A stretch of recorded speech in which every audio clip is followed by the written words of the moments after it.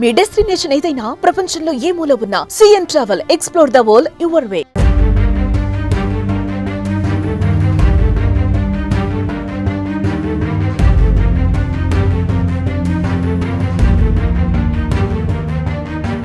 America gun culture కు మరో తెలుగు ప్రాణం బలైంది. ఉన్నత చదువుల కోసమనో ఉద్యోగం కోసమనో అగ్రరాజ్యం అమెరికాకు వెళ్తున్న భారతీయుల పరిస్థితి అక్కడ దయనీయంగా మారుతోంది.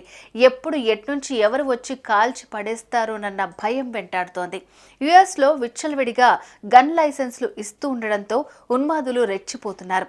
తరచుగా అమెరికాలో జరుగుతున్న కాల్పుల్లో భారతీయ యువకులు ప్రాణాలు కోల్పోతున్నారు. ఒక విషాదాన్ని మరవక ముందే మరో విషాదం చోటు చేసుకుంటోంది.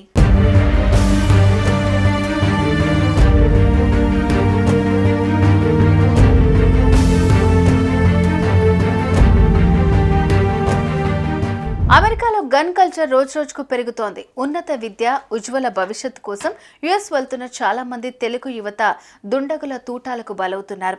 ఇండియన్స్ టార్గెట్ గా గత కొంతకాలంగా కాల్పులు జరుగుతున్నాయి. ఇప్పటికే దుండగుల కాల్పుల్లో పదుల సంఖ్యలో తెలుగు యువత ప్రాణాలు కోల్పోయారు. తాజాగా హైదరాబాద్ నగరానికి చెందిన మరో యువకుడు అసువులు బాశాడు. ఉన్నత చదువుల కోసం వెళ్లి తన కలలు నెరవేరకుండానే ఓ దుండగుడి తుపాకీ తూటాకు బలైపోయాడు.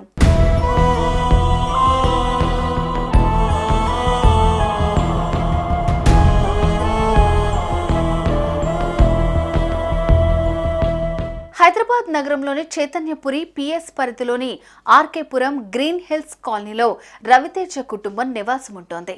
మృతి చెందిన Raviteja RK Puram green hills colony road number 2లో నివాసం ఉంటున్న కొయ్యాడ చంద్రమౌళి కుమారుడు. వీరి స్వస్థలం నల్గొండ అయినా చాలా ఏళ్ల క్రితం హైదరాబాద్కి వచ్చి ఇక్కడే స్థిరపడ్డారు. రవితేజ ఉన్నత చదువులు చదివేందుకు గాను 2022 మార్చిలో అమెరికాకు వెళ్లాడు. అక్కడే మాస్టర్స్ పూర్తి చేసి ఉద్యోగ అన్వేషణలో ఉన్నాడు. ఈ క్రమంలో అమెరికా వాషింగ్టన్ ఏస్లో గత రాత్రి అతడిపై కాల్పులు జరిగాయి. ఓ దుండగుడు ఉన్నట్టుండి ఒక్కసారిగా విచక్షణారహితంగా కాల్పులు జరిపాడు.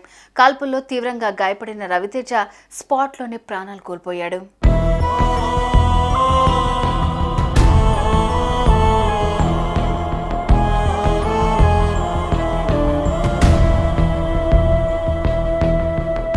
విషయం తెలుసుకున్న స్థానిక పోలీసులు ఘటనా స్థలానికి చేరుకుని మృతదేహాన్ని స్వాధీనం చేసుకున్నారు.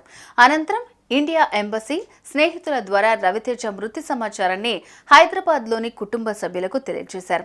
యువకుడి మృతితో ఆర్కేపురం గ్రీన్ హిల్స్ కాలనీలో విషాద ఛాయలు అలముకున్నాయి.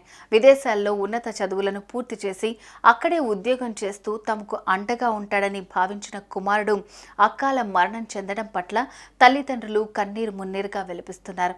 కాగా రవితేజ మృతదేహాన్ని హైదరాబాద్ రప్పించేందుకు ఏర్పాట్లు జరుగుతున్నాయి.